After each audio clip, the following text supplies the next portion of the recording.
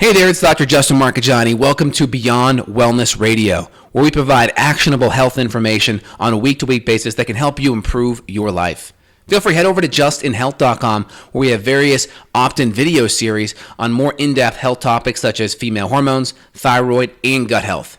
Also, while you're there, feel free and schedule a consult with myself, Dr. J, and or my colleagues. We're available worldwide to provide natural health support for any of your major health issues. Again, welcome to the podcast and enjoy the show. And we are live. It's Dr. J here in the house with Ariel Garten, the founder of the Muse meditation device. Really excited to have her on today. We're going to talk about this awesome new cutting edge technology. And we'll kind of also just bring it back down to the basics of meditation. What is it? What are the benefits? What's happening in your brain and how to actually apply it? Ariel, welcome to the podcast. Thank you. My sincere pleasure to be here. Hello, everyone. Excellent. Well, why don't you tell the listeners a little bit more about yourself and how did you make this journey into meditation? And then what made you want to come up with this new technology to enhance that? Sure. So my own background is a training in neuroscience. So I was fascinated by the brain and how it works. I then became a psychotherapist and began dealing with patients every day, helping them shift their own mental state, and recognized how difficult it was. And meditation was a skill that I was taught as something to use inside of my practice with my patients, but I would teach my patients to do it and they would rarely actually start the habit. So it became this really frustrating process of teaching someone to meditate and then not actually seeing the benefits rolling out into their life. I, at the same time, was working in a research lab with Dr. Steve Mann, and he had an early brain-computer interface system. So using EEG electrodes, we could track your brain waves and then turn that brainwave activity into sound.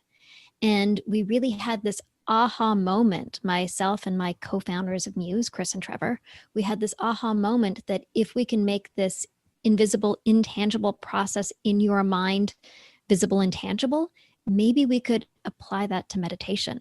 Maybe we could actually help people hear what was going on inside their mind while they meditated. And in doing so, actually get people to start and maintain their meditation practice if they could get real feedback and have real data from their brain. And that's how Muse was born.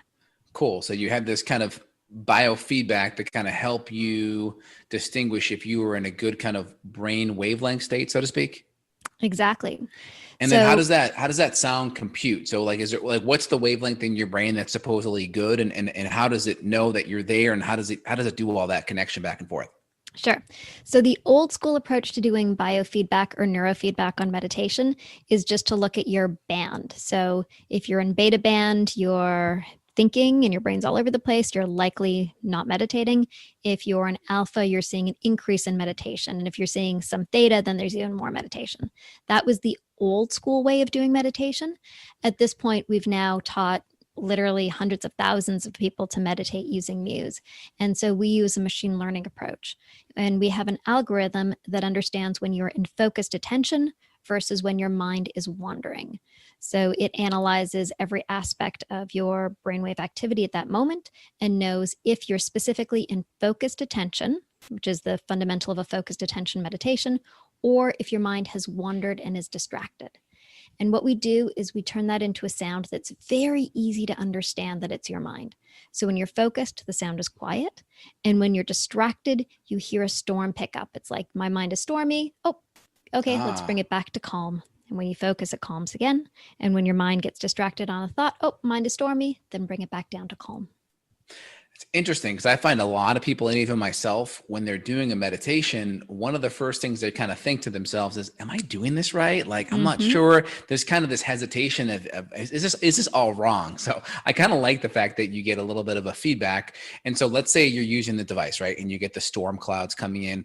What should be the focus? Like, what should that switch be to bring you back on track? Sure. So you bring your attention back to your breath. So a focused attention meditation always has a neutral anchor. It could be your breath. It could be a word. It could be a part of your body. Breath tends to be the easiest because your breath is always there. Always there, and by right. simply counting your breaths, you're bringing yourself back to a neutral anchor. You're taking your mind out of your wandering thoughts and into a place that is neutral and intentional. Because most of us spend our life just wandering in our thoughts. Most of us just spend our life with a mind, with thinking that just keeps going, and we assume it's supposed to be that way. But when you actually start a meditation practice and recognize that you can identify when you're thinking and choose to take your mind away from there and put your attention on something else other than your thoughts, at that moment, you fundamentally change your relationship to your thinking. You fundamentally can now choose the contents of your mind. And since most of the things in our mind are negative, repetitive, not particularly helpful, when we're able to actually have choice over the contents of our own mental space and how we attend to it, you can dramatically shift the amount of stress, negativity, anxiety, etc. in your life. Okay, very interesting. All right, so now someone's coming into this, they're like, hey, I haven't even started meditating at all yet. So what does meditation look like for you? Is it just kind of what you kind of implied earlier, where you're just bringing that anchor, bringing that focus or that anchor back to the breath, and you're just focusing on that while you breathe in and out throughout the nose? Is that pretty much it, to keep it simple for the listeners? Totally. So that is the basis of a focused attention meditation. There are lots of different forms of meditation. A focused attention is the most common. And what you're simply doing is you're putting your attention on your breath. Your mind will eventually have a thought, because all of us have thoughts. It's okay. You then notice that you have that thought. And instead of following the thought and thinking about your grocery list or your husband or whatever, you choose to say, nope, I'm going to let that thought go and bring my attention elsewhere other than my thinking. I'm going to bring my attention back to my breath. And you just do this very simple activity over and over again. And the simple activity triggers those profound results by the fact that you are actually now shifting the relationship to your own mind. Interesting. Okay. And so it's okay. You shouldn't beat yourself up if your thoughts go off. Just kind of recenter it back, be the observer of that. Like, there should be no shame or any of that kind of feeling if you can't quite do it or you can't quite stick on it. Exactly. None of us are good at meditation at the beginning or even halfway through or even at the end. Yeah. You know, we all have thoughts, and that's okay. You're not trying to get rid of your thoughts. You're trying to make yourself aware of them and increase the choice about what you do with those thoughts. Okay. All right. Interesting. So what's the minimum dose to get some benefit? So if someone's coming in, is 5 minutes enough? Like, what do you recommend as a beginner to kind of see some benefit, but make the step to commit pretty easy? Yeah. So with studies with Muse, we've looked at 10 minutes of meditation per day and at 10 minutes of meditation over 6 weeks. In trial studies, we've been able to see improvements in your relationship to your body. So less self-reported headache, nausea, etc. We've been able to see improvement in cognitive function as measured by the Stroop task and go, no-go tasks, improvement in inhibition, and obviously a decrease in stress and improvement in calm. Okay. So cool. In a lot of the studies in the literature, they look at 20 minutes a day, but 20 minutes a day is a lot to meditate for a novice. So the best amount for you to meditate right now, if you've never meditated, is whatever amount you can bear it for initially. Okay. That could be 3 minutes, that could be 5 minutes. You just want to start and try to do it consistently, just 5 minutes a day. Could 5 minutes be done twice a day? Absolutely. Okay. All right, cool. And what's the goal wavelength that we want our brain to be in during this meditation state?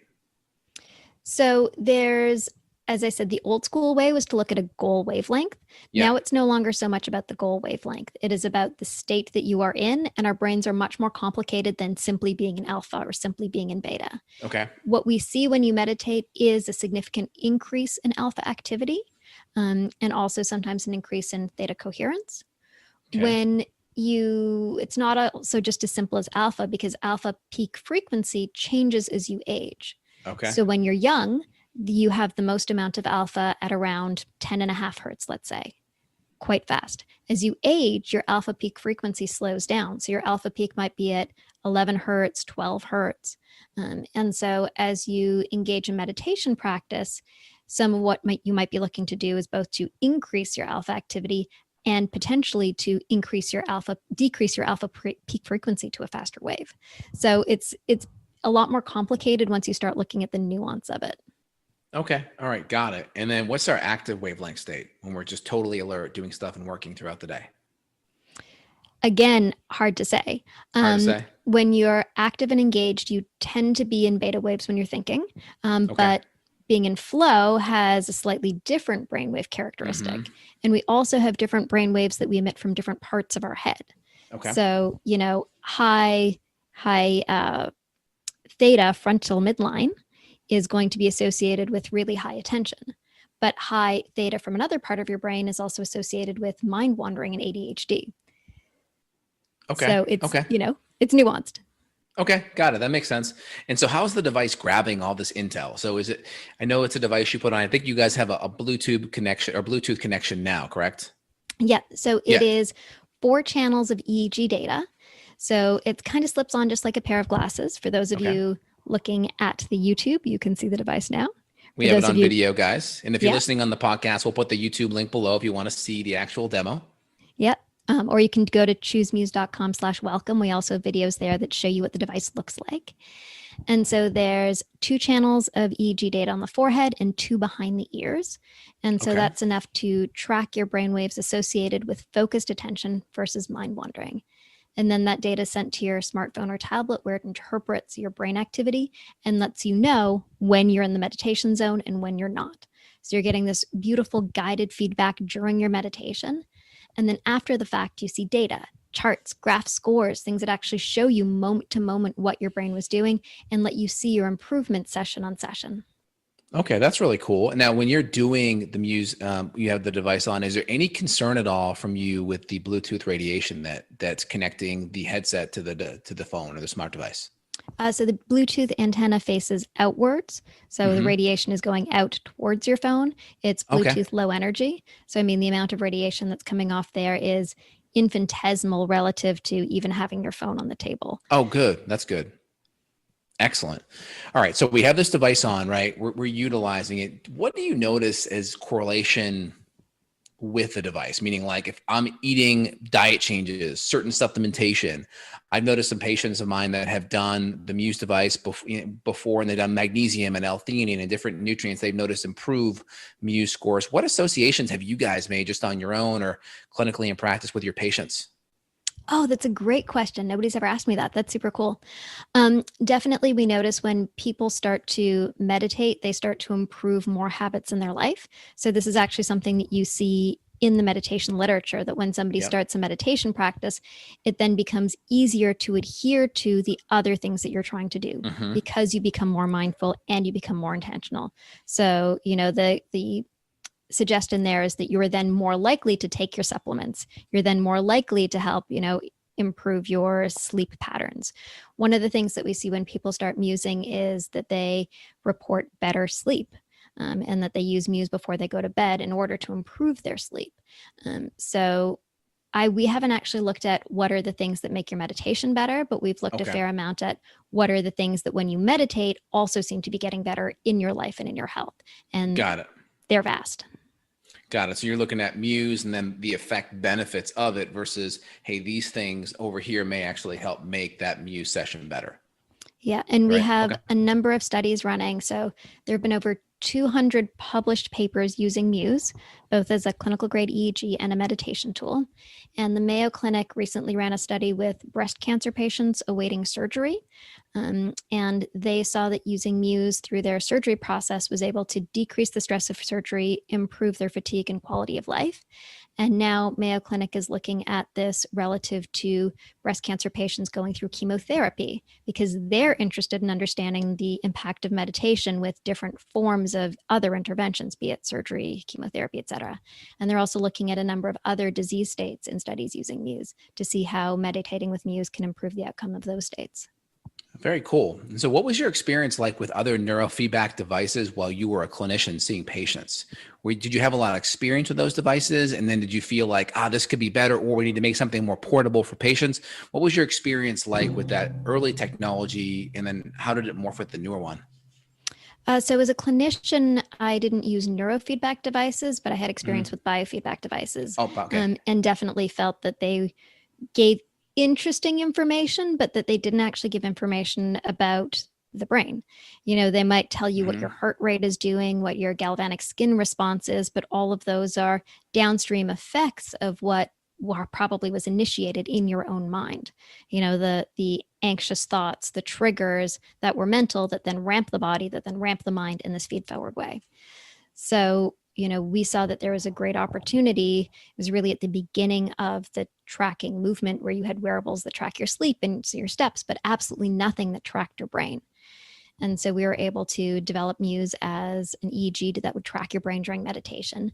And then since then, we've added more biofeedback methodologies to the same device.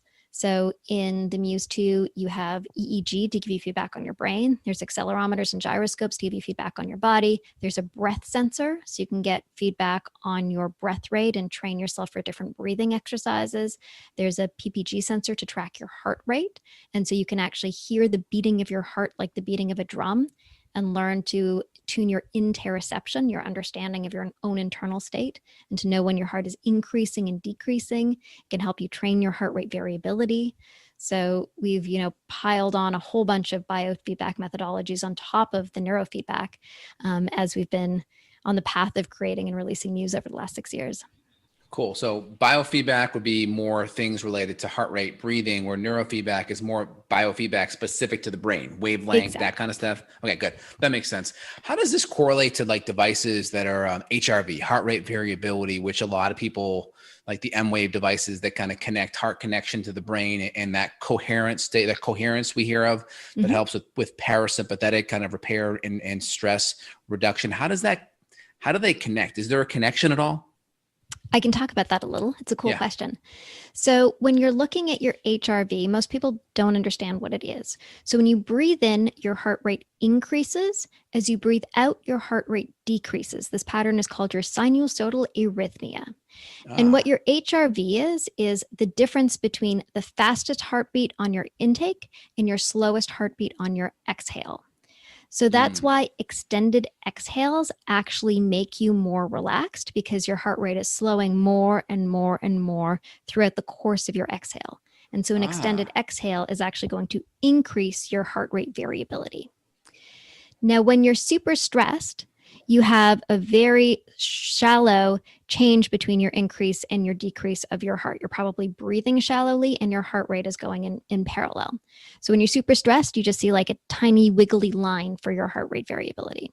When you're relaxed, you have a great increase and decrease, a great like up and down, a nice, beautiful sinusodal wave that goes with your HRV.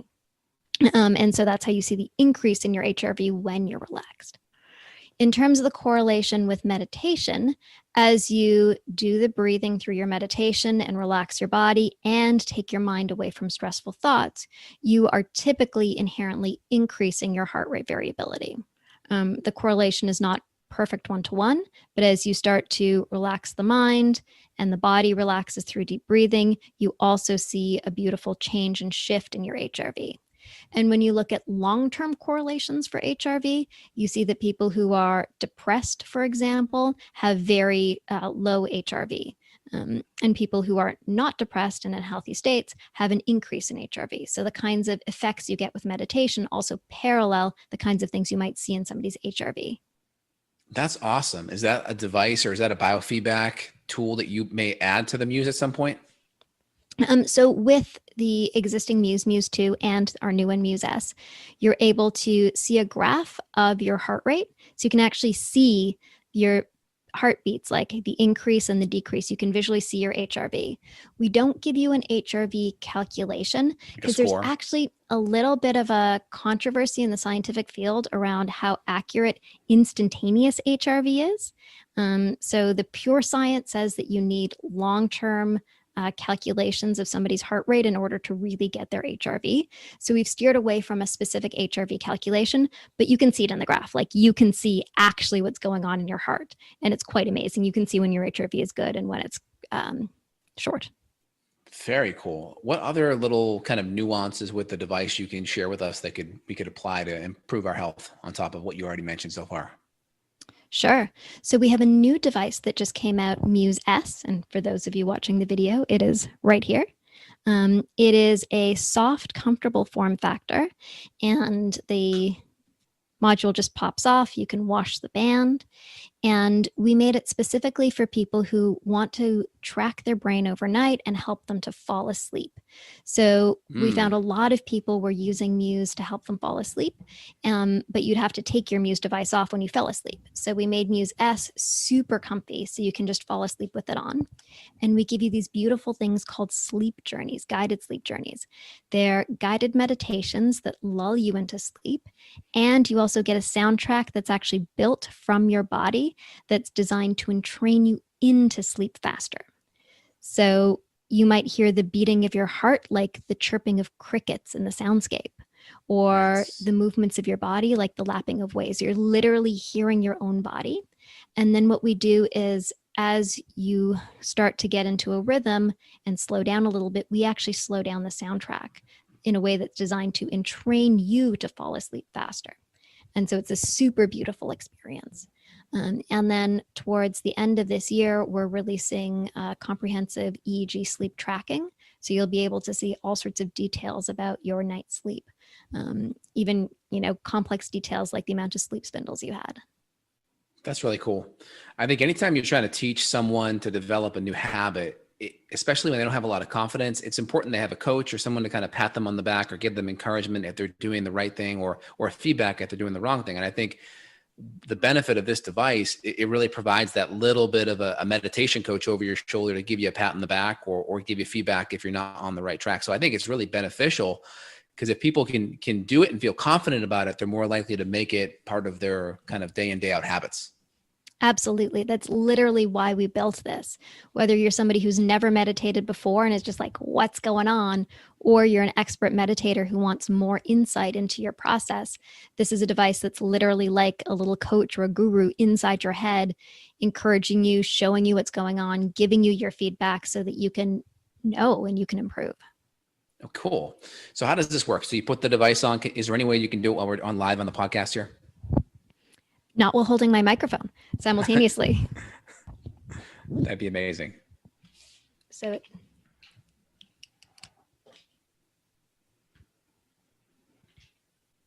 this is the Muse here. It slips on just like a pair of glasses. Great. It then would connect to the app on my phone. So here is, I don't think you can see it. There's too much glare. Right there. There you go. There's the Muse app. And so inside, that's my notification that I have new content available. Inside the Muse app, you have meditations for the mind, and there you can set the length of time that you'd like to meditate for, the soundscape you'd like to use, what if you'd like guidance or not. We also have meditations for the heart, where you're hearing the heart like the beating of a drum. You can actually see your own heart rate variability and what it's doing. We have more meditations for the breath, for the body. We have an entire section of guided content. Here, let me open that for you, where we have literally hundreds of meditations for stress, anxiety, sleep. We say if you've got a problem in your life, we've got a meditation for that. So whether it's performance, workplace, et cetera, you can go in there and really find the thing that you're trying to work on or is bothering you and get a meditation and guidance and insight to help you in that process, with or without your Muse. Love it. Totally love it. I'm really excited to try this out, get my own device going. That's awesome. We'll put a link here for the listeners, choosemuse.com/welcome, choosemuse.com/welcome. And the discount code will be welcome10. We'll put the links below. So if you guys are driving or you're active, we'll put that below so you can access it later. Ariel, is there anything else you want to leave the listeners with right now? Really the understanding that if you've tried meditation before and you're like, I don't know, I'm not good at it, whatever, put all of that behind you, because literally anyone can meditate. It's not about whether you're good at it, whether you feel like you did it well or not. None of that matters. Meditation is just a process that you practice a little bit every day. And when you do it, you will start to see the fruits and the benefits in your life. I love it. Is there anywhere else people can get more information about you or the device? At choosemuse.com/welcome. There's lots of information about the device, the neuroscience behind it, and more. Awesome, Ariel. Thank you so much for being part of the podcast. My sincere pleasure. Thank you. Thank you. Got a question for Dr. J? Go to BeyondWellnessRadio.com and click the questions button. Then tune in to hear the answer. Also, if you like the show, click below to review us on iTunes. For more Beyond Wellness Radio, go to BeyondWellnessRadio.com.